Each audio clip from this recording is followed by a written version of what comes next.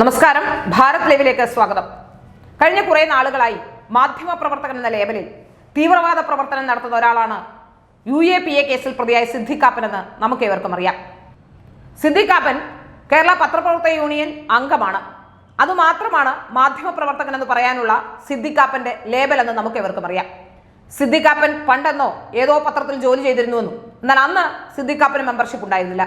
പിന്നീട് അഴിമുഖം എന്ന് പറയുന്ന ഒരു വെബ് പോർട്ടൽ, ആ പോർട്ടൽ ഒരു വെബ്സൈറ്റ് ആണ് ഉണ്ടായിരുന്നത്, അതിലാണ് ജോലി ചെയ്തിരുന്നത്. അപ്പോഴും ആ അഴിമുഖം എന്ന് പറയുന്ന വെബ് പോർട്ടലിനെ ആരും അംഗീകരിച്ചിട്ട് പോലുമില്ല എന്ന് ലോകത്തെല്ലാവർക്കും അറിയാം. അപ്പോൾ അഴിമുഖം എന്ന് പറയുന്ന ആ പോർട്ടൽ ഇന്ന് നിലവിലുമില്ല. അത്തരമൊരു പോർട്ടലിന് വേണ്ടി തിരുവനന്തപുരത്ത് പോലും റിപ്പോർട്ടർ ഇല്ലാതിരിക്കുമ്പോൾ ഹത്രാസിലേക്ക് പോയി അവിടെ റിപ്പോർട്ട് ചെയ്യാൻ പോയി എന്ന വാദമായിരുന്നു മുന്നോട്ട് വെച്ചത്. ഏതായാലും പത്രപ്രവർത്തക യൂണിയന്റെ അംഗമാണ് എന്ന നിലയിൽ കേരളമൊട്ടാകെ പത്രപ്രവർത്തകർ തെരുവിലിറങ്ങുകയും കാപ്പന് വേണ്ടി പണപ്പിരിവ് നടത്തി കേസ് നടത്താനുള്ള സംവിധാനം ഉണ്ടാക്കുകയും ഒക്കെ ചെയ്തിരുന്നു. ഏതായാലും ഇതൊക്കെ നിലനിൽക്കുമ്പോഴും കാപ്പൻ ഒരു മാധ്യമപ്രവർത്തകനല്ല എന്ന് എല്ലാവർക്കും അറിയാം. പക്ഷേ കാപ്പനെ സംരക്ഷിക്കാൻ കേരളത്തിലെ മാധ്യമപ്രവർത്തകരുടെ സംഘടന മുൻപിൽ തന്നെ നിന്നപ്പോൾ മാധ്യമപ്രവർത്തകൻ എന്ന പേര് കാപ്പന് സമ്പാദിക്കാനും കഴിഞ്ഞു. എന്നാൽ ആ കാപ്പൻ പിന്നീട് നമ്മൾ കണ്ടത് ജാമ്യം കിട്ടി നാട്ടിലേക്ക് എത്തി. എന്നാൽ ഇപ്പോൾ കാപ്പൻ വാർത്തകളിൽ നിറയുന്നത് UAPA കേസിൽ പ്രതിയായ കാപ്പൻ ഓപ്പറേഷൻ സിന്ദൂർ വേളയിൽ പാക് അധിനിവേശ കശ്മീരിലേക്ക് വിവരങ്ങൾ കൈമാറിയ റിജാസ് എന്ന് പറയുന്ന ഒരാൾക്ക് വേണ്ടി രംഗത്ത് വന്നിരിക്കുന്നു. അയാളുടെ മോചനത്തിന് വേണ്ടി വഞ്ചി സ്ക്വയറിൽ സംഘടിപ്പിച്ച പരിപാടിയിൽ പങ്കെടുത്തിരിക്കുന്നു. അതായത് ജാമ്യത്തിൽ നിൽക്കുന്ന UAPA കേസിൽ ജാമ്യത്തിൽ നിൽക്കുന്ന ഒരാൾ അനധികൃതമായ ഒരു ഗ്യാതറിംഗിൽ പങ്കെടുത്ത് അവിടെ അതും UAPA കേസിൽ പ്രതിയായ മറ്റൊരാൾക്ക് വേണ്ടി അയാളെ പുറത്തുവിടണമെന്ന ആവശ്യം ഉന്നയിച്ചുകൊണ്ട് രംഗത്ത് വന്നിരിക്കുന്നു. ഇനി പത്രപ്രവർത്തക യൂണിയന്റെ നിലപാട് എന്താണ്?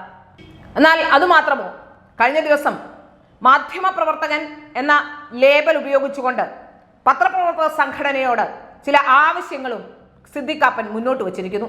അതിലെ പ്രധാന ആവശ്യം യൂട്യൂബറായ ഷാജൻ സ്കറിയ എന്ന് പറയുന്ന ആൾക്ക് ഉണ്ടായ പ്രശ്നത്തിൽ അത്തരം യൂട്യൂബർമാരെ പ്രോത്സാഹിപ്പിക്കരുത് എന്നാണ്. യൂട്യൂബർമാരെ പ്രോത്സാഹിപ്പിക്കരുത് അല്ലെങ്കിൽ എന്ന് പറയുമ്പോൾ ഷാജനും ഇതേപോലെ തന്നെ സിദ്ദിഖ് കാപ്പൻ ജോലി ചെയ്തിരുന്ന പണ്ടെന്നോ ജോലി ചെയ്തിരുന്ന ഒരു സ്ഥാപനത്തിലെ പോലെ തന്നെ ഷാജനും മാധ്യമപ്രവർത്തനം പഠിച്ചുകൊണ്ട് തന്നെ ദീപികയിൽ ജേർണലിസ്റ്റ് ആയിരുന്ന ആളാണ്.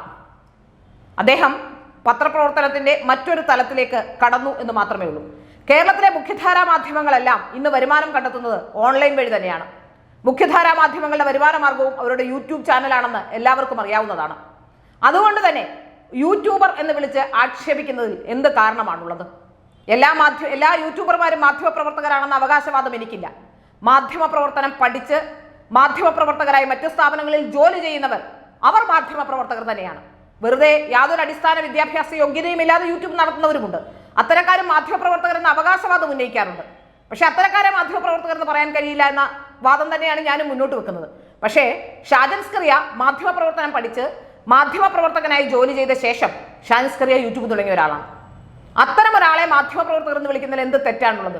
എന്തുകൊണ്ടാണ് അത്തരമൊരു വിഷയത്തിൽ, അത്രയും വലിയ പ്രശ്നമുണ്ടായ ഒരു വിഷയത്തിൽ ഷാജൻ സ്കറിയയ്ക്ക് അനുകൂലമായി നിന്നു എന്നുള്ളത് കൊണ്ട് ഷാജൻ സ്കറിയയെ തള്ളി പറയുന്നത്?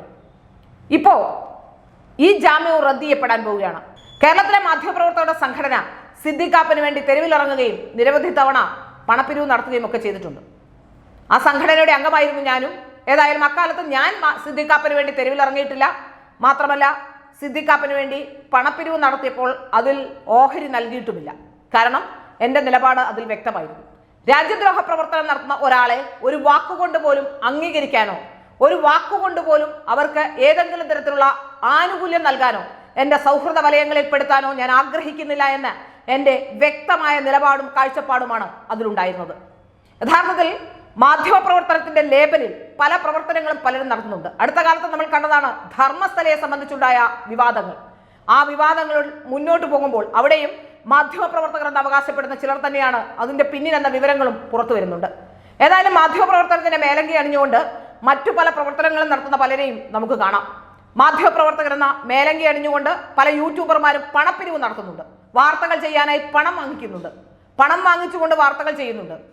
അപ്പോൾ അത്തരം പ്രവണതകളെല്ലാം തന്നെ യൂട്യൂബർമാർ മാത്രമല്ല പല മാധ്യമപ്രവർത്തകരുമുണ്ട്.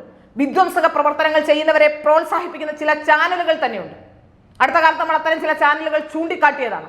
ചില വിധ്വംസക പ്രവർത്തനം നടത്തുന്നവരെ മാധ്യമ പ്രവർത്തകർ കൊണ്ടുവന്ന് അവരെ പൊതുപ്രവർത്തകർ, നിരീക്ഷകർ എന്നൊക്കെ പറഞ്ഞുകൊണ്ട് ചാനലുകളിൽ ഇൻട്രൊഡ്യൂസ് ചെയ്യുന്നു. ക്ഷേത്രങ്ങളെ തകർക്കാൻ ശ്രമിക്കുന്ന ചിലരെ അവരുടെ പിറകെ നടന്ന് പ്രൊമോട്ട് ചെയ്യുന്നു. ഇത്തരത്തിലുള്ള കാര്യങ്ങൾ ചെയ്യുന്നത് നമ്മൾ കാണുന്നതാണ്. അപ്പോൾ വളരെ കൃത്യമായി നമ്മൾ മനസ്സിലാക്കേണ്ട കാര്യം, മാധ്യമ പ്രവർത്തനത്തിന്റെ മേലങ്കി അണിഞ്ഞുകൊണ്ട് ഇത്തരം പ്രവൃത്തി ചെയ്യുന്നവരെ ബഹുദൂരം മാറ്റി നിർത്താൻ കഴിയണം. ഇവിടെ പ്രസക്തമായ ചോദ്യം വരുന്ന വീണ്ടും ജാമ്യം റദ്ദ് ചെയ്യാൻ പോവുകയാണ്. മാധ്യമ പ്രവർത്തകനാണ് സിദ്ദിഖ് കാപ്പനെങ്കിൽ മറ്റൊരു സംഘടനയുടെ പരിപാടിയിൽ പങ്കെടുത്ത് അതും UAPA കേസിൽ പ്രതിയായ ഒരാളെ മോചിപ്പിക്കണമെന്ന ആവശ്യവുമായി മുന്നോട്ട് വരുമ്പോൾ മാധ്യമപ്രവർത്തക സംഘടനകളുടെ പ്രതികരണം എന്തായിരിക്കും? ഇനിയും സിദ്ദിഖ് കാപ്പന് വേണ്ടി ആരാണ് ഇറങ്ങുക? സിദ്ദിഖ് കാപ്പന് വേണ്ടി KUWJ ഇറങ്ങുമോ? സിദ്ദിഖ് കാപ്പനെ പുറത്താക്കാൻ KUWJ ധൈര്യം കാണിക്കുമോ? ഈ രണ്ട് ചോദ്യമാണ് ഇപ്പോൾ വരുന്നത്. സിദ്ദിഖ് കാപ്പൻ ഏതു മാധ്യമത്തിലാണ് ഇപ്പോൾ ജോലി ചെയ്യുന്നത്? കഴിഞ്ഞ 3-4 വർഷമായി സിദ്ദിഖ് കാപ്പൻ ഒരു മാധ്യമത്തിലും ജോലി ചെയ്യുന്നില്ല. അപ്പോൾ പിന്നെ സിദ്ദിഖ് കാപ്പനെ എന്തിന്റെ അടിസ്ഥാനത്തിലാണ് മാധ്യമപ്രവർത്തക സംഘടന അവരുടെ അംഗമെന്ന രീതിയിൽ പരിരക്ഷിക്കുന്നത്? അതിന് മറുപടി പറയേണ്ടത് കേരളത്തിലെ മാധ്യമപ്രവർത്തക സംഘടനയാണ്.